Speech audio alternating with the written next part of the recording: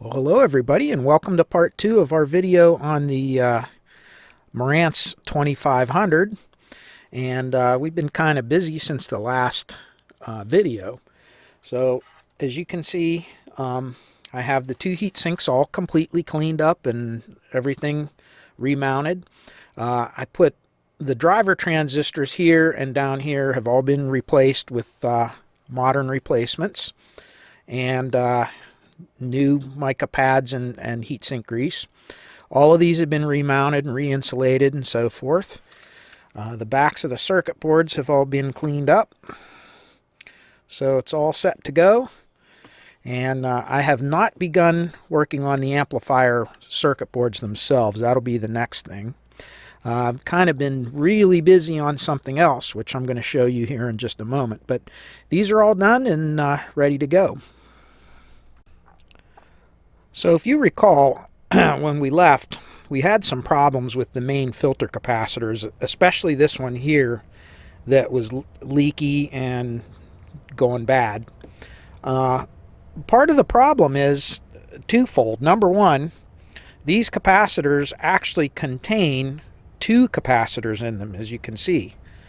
Now, sometimes you can get a CAN capacitor, a modern replacement, that has two caps. However, the way they normally are configured inside is the two negative terminals are tied together internally. But if you look at these caps, they're a little bit special. This one has the negative terminal tied to the center pin, and this one has the positive terminal tied to the center pin. And the reason for this is designed for a differential power supply that has positive and negative voltage. So as a result, this is kind of an odd configuration for a capacitor, and you can see how big it is physically. It's a large capacitor. It's two 7200 microfarad capacitors rated at 100 volts. And we can probably look up this code here, 573, which I have not done, that would probably tell us who the manufacturer of this is. But needless to say, this is not going to be something that we're going to be able to replace. So we had to come up with some sort of an alternative to be able to use modern components that will be the same value or better, and yet still be able to fit in a relatively small space. Because when you think about it, you got four great big capacitors in the space that would normally only occupy two of them. So I'll show you what I came up with here.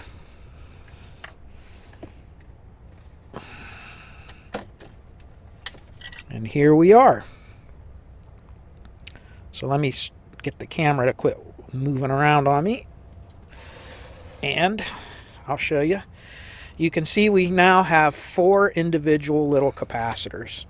And they're actually very similar. They're rated at 100 volts, and was not able to find 7200 microfarads, but I was able to find 8200 microfarads. And actually, because this unit has a soft start circuit, the extra 1000 microfarads is really not going to make any difference.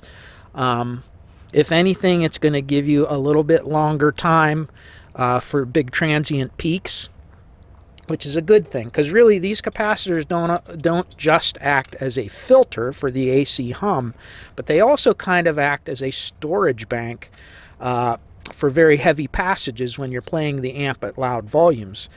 So whenever the transformer would normally saturate under high current for just a split second, these capacitors kind of act like a little bit of a storage bank for that to absorb those big peaks.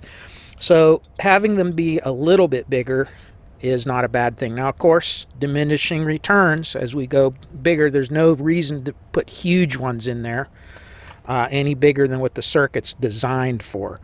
Again, these things were designed to work with these sizes. So we're good with this, and I'll show you how I did it now. And the other thing is I rebuilt this board completely, and when I say completely, all of the capacitors have been replaced with either 105 degree or 125 degree C very high quality capacitors.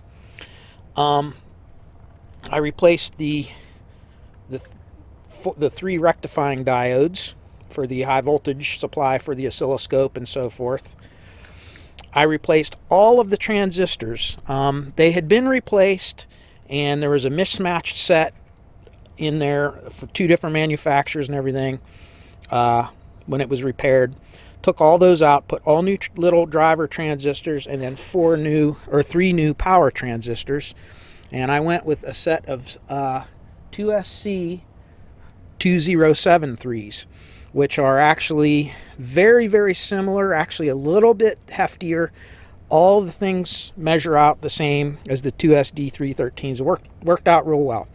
Powered this up, it works perfectly. Everything works perfectly.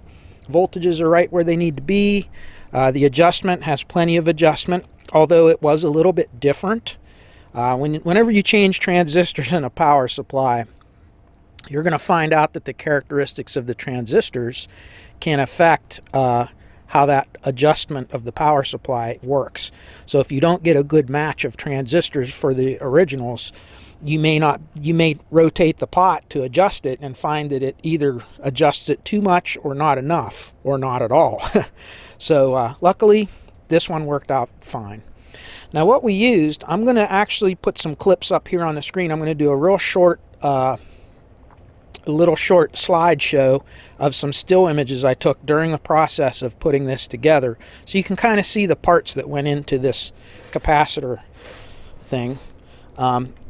Just showing you the video here real quick, you can see that I made this out of plastic, and no, I did not 3D print this because I really wasn't sure how I wanted to lay this out based on these capacitors. This is the first time I've used these ones.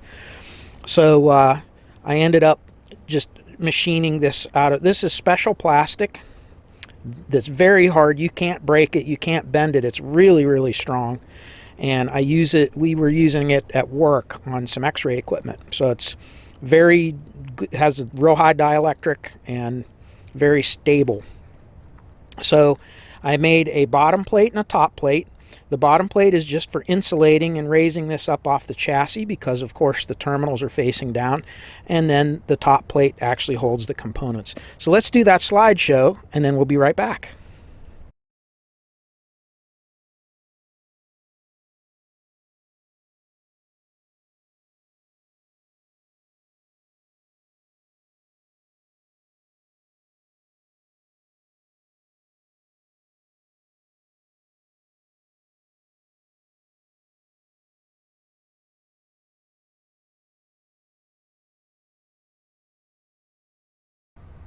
All right, I have the power supply out and we're hooked up and ready to kind of test it out. And I have some few things here that I want to go over. First of all, the schematics on this receiver, if you go to hifiengine.com and download that one, or the one that's floating around on the internet, is absolutely horrible. If you follow the schematic to the letter and don't really check your work, you will possibly let the smoke out of this thing when you service it because the schematic is incorrect. There are many instances where the schematic will tell you something, but it is not the way that it's listed. So let me give you an example. So here's the circuit board that has the soft start circuit on it, and if you look on here, they show this one capacitor and it says that it's 100 microfarads at 10 volts. Am I pointing at it? I'm looking around the camera right here. 100 microfarads, 10 volts.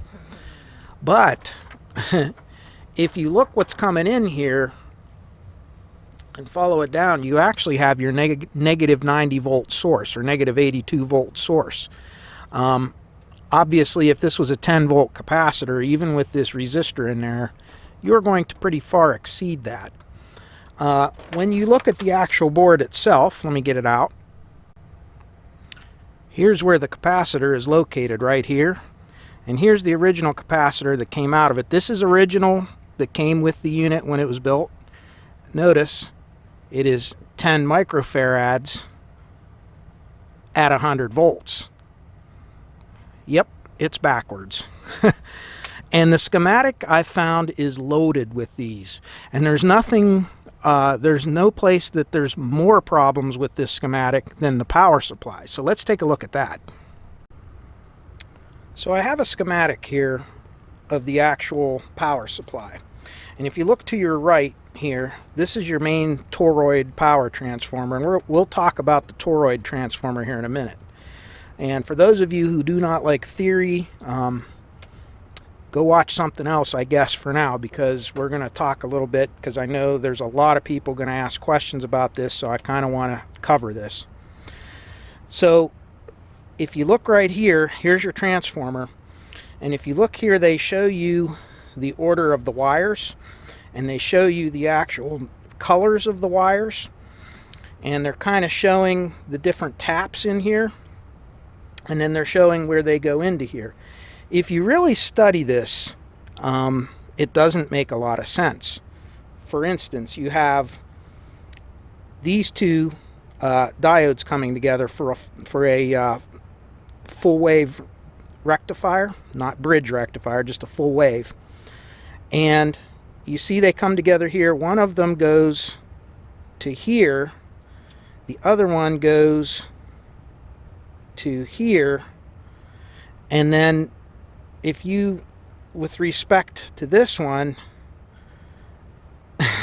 they're showing this as the ground. That makes no sense. And the reason it makes no sense is because this is incorrect. By a long shot, it's incorrect. Not only are the wires out of order here, the colors of the wires are wrong here. So the first thing you have to do is you have to really go through this and study it. If we move up to here, and we look at the connector right here, this little plug here is the actual connector that has the wires on it. And you can see in no way are they in the same order as this schematic. So if you look here, they're showing like the blue going to the ground, and then they're showing the purple going to down here, which is half of your high voltage power supply here, or of your plus and minus 30 volt power supply. Nothing is making sense, and absolutely it doesn't line up if you try to match it. So what I did was I took everything apart, I connected up the transformer, and I measured each individual wire. First I measured the resistance values and drew out what I think it should be, and then I actually measured them. And what I came up with was this. Hold on. Right here is an anatomically correct drawing of the actual transformer. And you can see that it is not anywhere close to what reality is. So, and I did not draw the filament and the light bulb, and even this is wrong. These are switched around. The blue wires are actually going up here for the light bulbs, the lamps, the low voltage incandescent lamps, and the green ones is your 6.3 volts for the filament for the CRT tube for the oscilloscope, which is this one. So they even have the colors of these mixed around. So now you might be inclined to go online and do a Google search and try to see if someone has done this. If you do, you're going to come up with this little paper here. And if you look, it's actually for the 2600, and the article that comes with this says that the 2500 and 2600 are essentially the same. They are not. There are differences. The 2600 was a little higher power unit. It had an updated transformer. To my understanding, there can be as many as 3 different variants of this toroid transformer. One that's used in the 2600 and 2 different models that were used in the 2500, because apparently the original one had a very high failure rate. One of the things you have to look out for if you are going to purchase model 2500 Marantz, to either have it or to restore it, is to make sure that the toroid transformer is good on them. They fail, to my understanding. And again, we'll talk about the transformer in a little more depth here when we're done with the wiring. So here's what I came up with. I redrew the schematic, and I measured everything resistively and then with the voltage, and this is what the actual wiring should look like. And it kind of twists and turns around there, but this is actually how they're wired up. And if you look here on the actual unit, you'll see it goes green, gray, blue, brown, yellow, and purple. And if you look here, that's kind of the order that they're wired in. So here's your purple, and the next one down here is your yellow, then the next one is your brown, and you know, brown and blue are kind of mixed around. Not that it really matters because they're going through a rectifier. So anyway, and then with the green wire on the bottom right here. So these are actually, this is your center tap. These are actually your plus and minus 30 volts. So these would be for your plus and minus 30 volt supply. And then these are your plus and minus 160 volts, which actually they're just putting them together over here to give you a 160 volt DC supply. And it's actually higher than that when it's rectified. And then this purple wire actually kind of rises up above those. And this is your high voltage for the CRT, which is going to be like 430 volts or something like that. And it comes up somewhere in the 500 volt range when it's rectified. But wait, there's more. So here's a schematic of the whole power supply. And if we look here, this is the connector that goes up to the oscilloscope power supply board and driver board. And if we look here, they're saying that this is negative 13.9 volts and positive 13 volts. So there's your first thing right there. Then, if you go and follow these wires right here, coming out of here, and you follow it up, so here's your positive 13 and negative 13.9. But then once it comes to this side of the connector, and you can see it's just a straight wire connector, now they're calling it negative 14.4 and positive 14.2. So somehow this piece of wire can actually add 1 volt to both of the power supplies. Go figure. So again, these schematics are plagued with errors, and you really have to watch this thing carefully. So as you can imagine, it has taken me a very long time to just get this to this point where I feel safe testing it and making sure everything is the way it should be.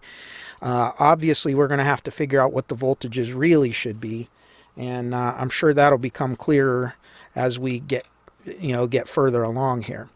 So let's check some voltages out and see if all of this is even working. So the first thing we want to start with is our DC rail for the output, which is going to be your plus and minus 80 some volts, we'll just call it for now. And there are 2 separate ones. So if you look down here, we actually have 1 bridge rectifier here and 1 bridge rectifier here. And those represent these 2 right here. So we have the windings that are actually correctly marked on the schematic. They come out of here, and one set goes to this bridge and the other set goes over to this bridge, and then they rectify the voltage to a positive and negative. And if you notice, the center taps here are both going to up here, which is your chassis ground. Okay, so they're connected together, and they go to here and here. And if you notice, they did not draw the connecting dot right here on this part, but it should be. And and those go directly to ground. This dashed line would be the actual case of the original capacitors, because if you remember, these were double capacitors in one can. And again, because they're odd, they actually have the positive tied to the middle terminal and the negative of this side tied to this terminal.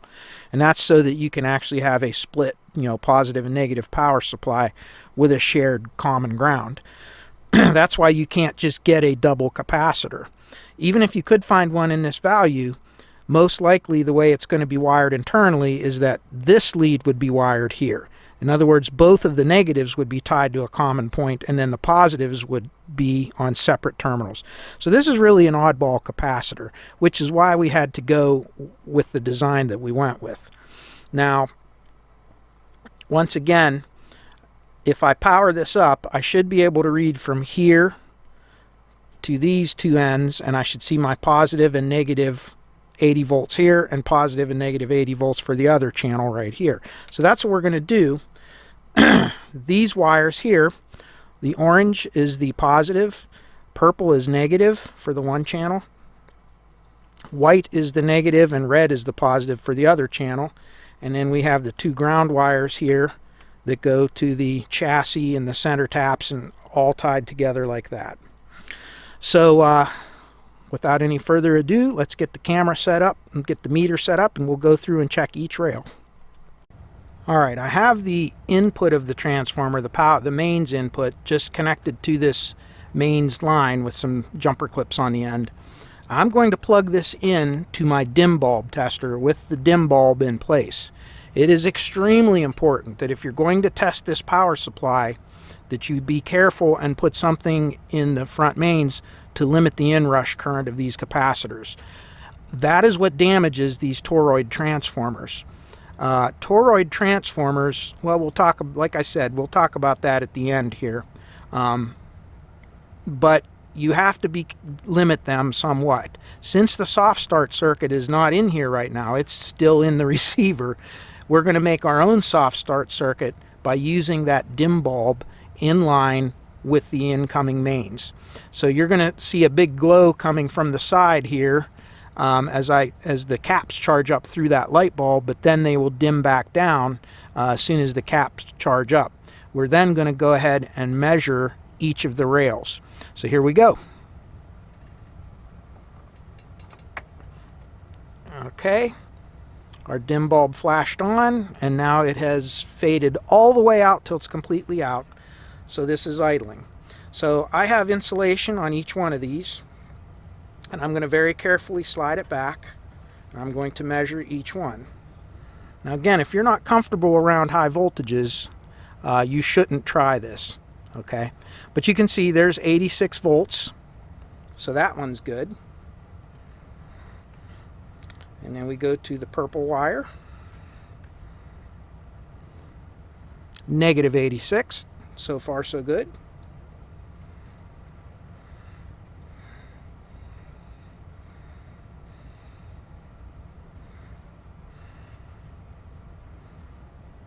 There's our positive 86 on the other side.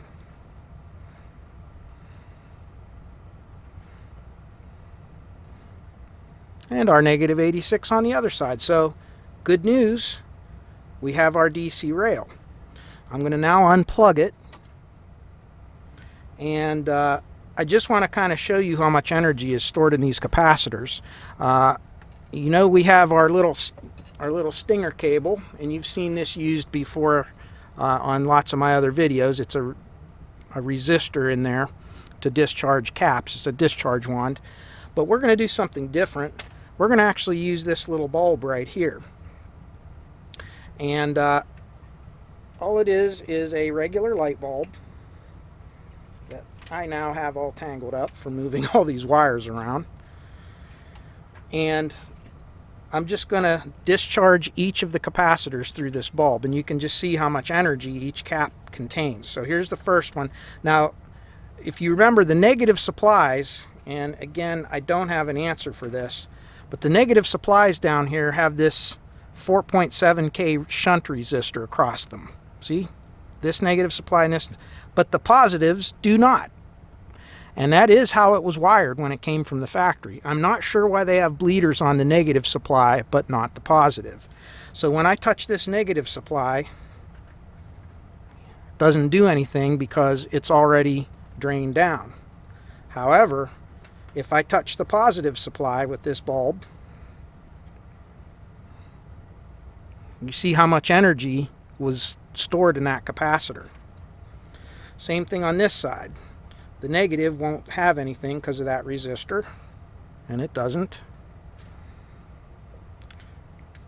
And then the positive, once again, and there you go. Again, I did this to demonstrate things. It was not the safest thing on earth, but I've worked with this a lot. I'm comfortable around it.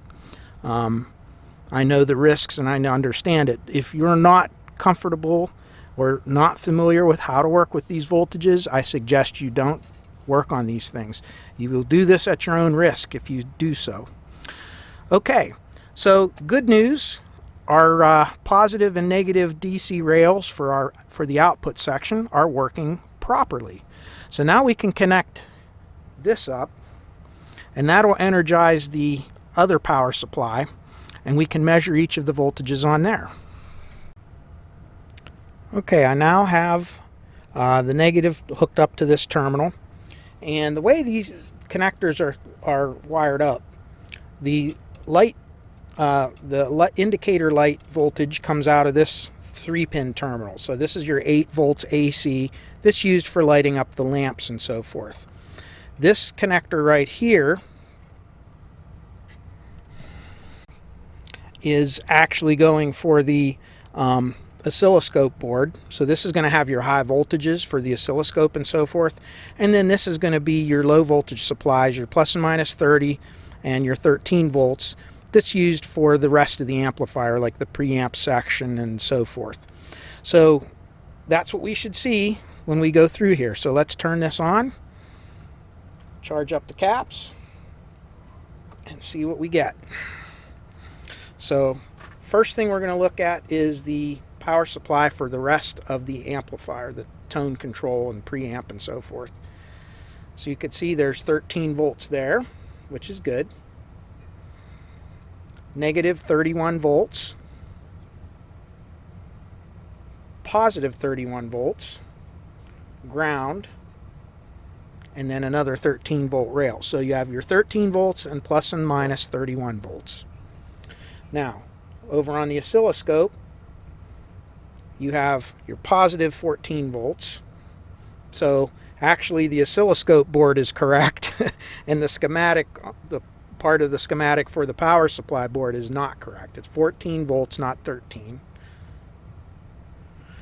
There's your negative 14 volts. There's your 180 volts, which there's no load on this right now, so it's going to float a little bit high. So you have your 209 volts, almost 210. This is your ground terminal, so it should be 0. And then these last two should be the high voltage. And they are 568 volts, negative 568, negative 568. So that's what they should be. So our power supply is working properly also. Now one other note I wanted to give you all is that if you look at the last 2 pins, remember how I told you they're tied together technically? Well, they kind of are, but not completely.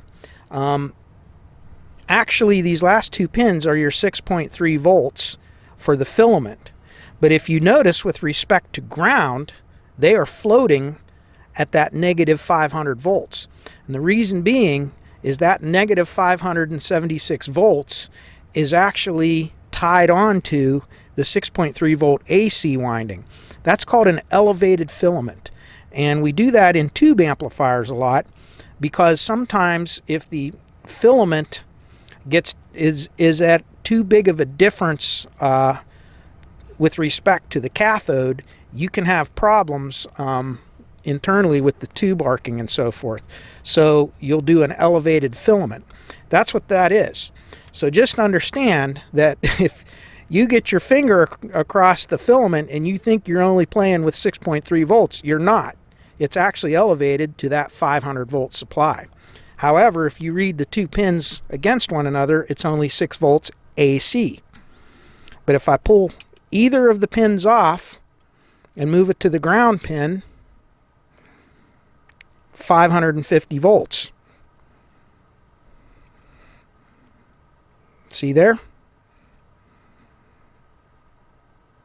So just something to be aware of. Now, one of the other things I did was on the underside, if you recall from the slides here, it had these little bleeder resistors on both of the negative rails, because this thing has a dual power supply. In other words, there's two separate sets of windings, one for the right channel and one for the left channel, and each one of these went on one of the channels of the negative supply. I'm not sure why they have it. It bleeds down the negatives, but it does not bleed down the positive power supply. So I'm not quite sure why. But they're 4.7K. And all I essentially did was I put a set of chassis mount ones, kind of got them up out of the bottom so they don't radiate any heat, and just mounted them right on the back of this heat sink. So that was a good place to put them. So anyway, everything's working fine. This is ready to go back into the amp, although we probably won't do it until we complete the amplifier modules and everything and clean the chassis very well. And I'll show you some of that too. All right, let's move on. Another quick thing about that power supply before we get started here. Everything that I did on that is reversible. That's really important to me because with a classic receiver like this, you really don't want to ruin it, you know, so that it can't be reversed. So those plastic pieces for mounting the new capacitors, they use two of the existing holes in the chassis to mount them down, and then I only drilled two other tiny little 1/8" holes to support the front mounting screws, and that's it. There's no other modifications to the chassis whatsoever, so that if you ever wanted to go back and find those original capacitors and put a new set, put those in and go back to the way it was, it can easily be done. Everything's still underneath there. Nothing's been defaced or changed or anything like that. That's pretty important to me, at least. I kind of like to keep things original whenever you can and just use an adapter plate or something like that. So I just thought I'd share that with you too. So we're going to get started on doing these now. All right. Well, believe it or not, it's been several days, been a week really, since my last clip that I filmed. And part of that was because the parts that I ordered got lost in shipping, and it took them 3 or 4 days to locate them and get them back on track and get them to me. So, actually worked out because work got really busy, and I had some personal things with the family and everything to do, so I really didn't have a lot of time anyway. But anyway, we're back to it now, and I got both of the amplifier modules completed, and just wanted to show one last thing. All the parts are correct now and everything, but whenever you work on boards, and these boards had been soldered on quite a bit. I think in the troubleshooting process, the last company that worked on this machine, this particular receiver, had to remove some of the transistors and some of the components to actually test them out of circuit. So they were, even some of the components that are original to the unit were removed and put back in after they were tested good. So anytime you do a lot of soldering on the back of a circuit board, you're going to have, you know, a lot of flux that gets mixed up all over the board. And I don't know how well you can see it in the light here, but they get kind of crusty and gunky. And you can kind of see here how it gets around things. So a quick way to clean that up. And you see, this is one that's all done. And to get it to look like this is actually a lot easier than you might think. I found this product right here, and actually you can order it online. We have, not real far from where I am, we have a big computer store called Micro Center, and they sell this, so I can actually just buy it kind of locally. But this stuff actually works really well. It's very easy to use. You basically just take the board and kind of hold it at a little bit of an angle outside. The fumes are really bad on this. And you just kind of coat it a little bit with this, and then I use a soft bristle brush like this one, and you rub it back and forth, which kind of moves everything around. It cleans off a lot of the flux, and everything rolls off. And what it does is this, a kind of a side product of this is it breaks down the conformal coating on the board and liquefies it for a short while. So when you brush it, it kind of spreads all the conformal coating back around properly. And then once it dries, it looks like brand new. So it's very easy, and it's a really neat way to restore these, and you really don't even have to renew the conformal coating. One of the problems of trying to clean flux off of these particular boards with alcohol is whenever you rub alcohol on them, and I'll give you a little example here, it'll kind of tend to break down that conformal coating and fog it up. So like when I do this, once it dries,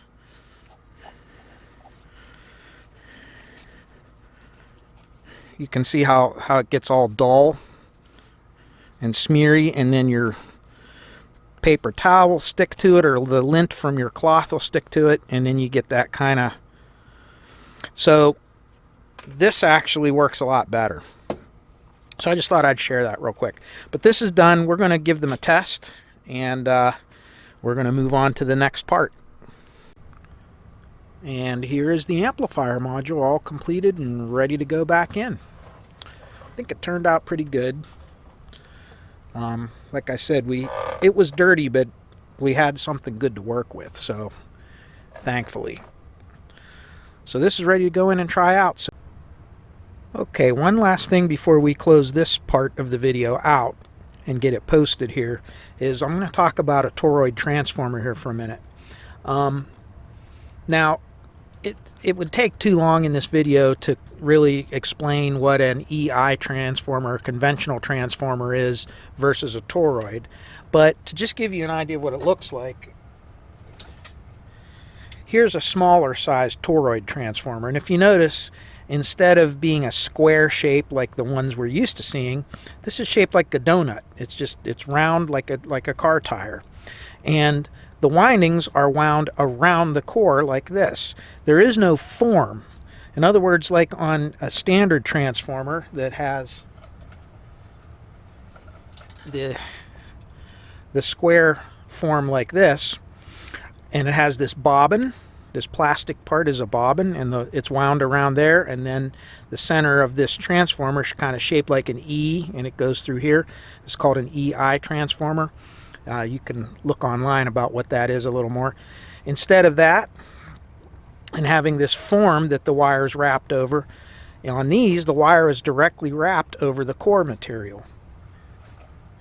Now, because of the way these are designed, and because of the type of iron that is used, the metal material, the magnetic material that's used in this, these transformers can actually deliver very high current pulses very well. In other words, for how small physical size this is, this transformer can deliver a very high current spike. Now, when I say a spike, that's just what I mean. It only can deliver that real super high current for short bursts. And that's really lends itself well to amplifiers, because, of course, what does an amplifier do? When it's sitting at idle, it's not drawing very heavy current. But when a very heavy bass note hits, just for a split second, less than a second, it draws excessive current. And, of course, we have our capacitor bank that absorbs a lot of that takes up a lot of that load. But this transformer can actually recharge those capacitors very quickly. One of the negatives of that is that because these transformers are so reactive like that, the core, or the magnetic core inside these, can go into what's called saturation.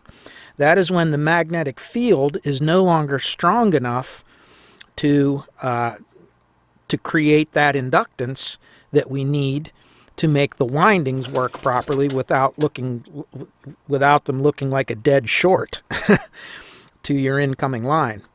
So if you have a really high high load or something on this, these can actually deliver so much current that they can actually exceed the amperage rating of the winding wires and cause it to short circuit and open up. So that's what happens to a lot of these. If the circuit is not designed properly, if you don't use the correct size transformer for the power supply that it's driving, the transformer can overload and it can open up the winding and burn up the windings, and the transformer is no good. So apparently that's what has happened with a lot of these. And to my understanding, there are a couple different versions of this that came out with the 2500s. The early ones had high failure rates, and then they came out with a different one that was a little more reliable. And then when the 2600 Marantz came out, they improved the transformer a little bit more, apparently, and they didn't have as many problems. But of course, they didn't make very many Marantz 2600s. So, you know, a lot of what you hear is rumor because there's so few of these out there that not a lot of people have a whole lot of experience with them. But the other thing these are susceptible to is any kind of noise on the line. For instance, if you have something like a triac controlled voltage, voltage, like a dimmer switch for your lights or something, and they can put some noise on your incoming mains. These will pass that right on through and right out to the to the power supply and pass that noise right through. Whereas a conventional transformer, because of the way the core is designed and the way they work, they tend to suppress a lot of that type of lower frequency noise, or higher frequency noise. So there's pros and cons to everything, and that's what I'm trying to say. And these transformers, you just have to understand, you have to limit the current that can flow through them, or they can actually burn themselves up. And that's why that soft start circuit is just so unbelievably important. On a conventional square style transformer, the soft start circuit is helpful and useful, but there's a lower probability of damaging that transformer, even though it can still happen, than if you're using a toroid transformer. Remember, a capacitor, when you first apply a voltage across it, that capacitor almost looks like a short. So you put that, you present energy across that capacitor, and it wants to charge up to that voltage right away. So the inrush current is very, very high in the very beginning. So you will have a really super high current as the voltage builds up. And until finally the voltage on the capacitor, the charge on the capacitor, matches the voltage that the power supply is presenting to it. So that inrush current can be very high. The Pioneer SX1050, for instance, which is half the power of this one, uses a toroidal transformer, and it has a soft start circuit, and it draws, if you did not have a soft start, it can draw in excess of 280 amps for a split second. That's a lot of power, considering our mains breakers are either 15 or 20 amps here in the States. You can imagine that surge current would trip your breaker, and it could also overload the transformer and damage it. Now, this is a larger toroid transformer than that. It's higher voltage, has more capacitors, and obviously you could really damage something. So that's why that soft start circuit really has to work properly in this, or you can have problems. I think this is kind of misunderstood sometimes by some people that service them, and they don't realize the importance of that. When you're working with a variac, or you're working with a dim bulb or something, sometimes it's difficult to bring these up if you don't know what you're doing. So we'll go over some of that when we get this back mounted up in the receiver. But as we saw, everything's working fine on this. I hope that kind of gives you a little idea of these toroid transformers and what you're dealing with them. And so this is done. Next video, we're going to be back on the chassis, working on cleaning it up and getting it ready. And then we'll start putting everything back together and see how it works. So again, hope this video was useful to you. And if not, I hope at least it was a little bit entertaining, killed a little bit of time for you. And till next time, I wish you all peace, joy, happiness, and good health in your lives. Thank you all for watching. Thank you all for your donations, your emails, all your kind comments and kind words. I really do appreciate them. And till next time, take care and stay well. Bye-bye.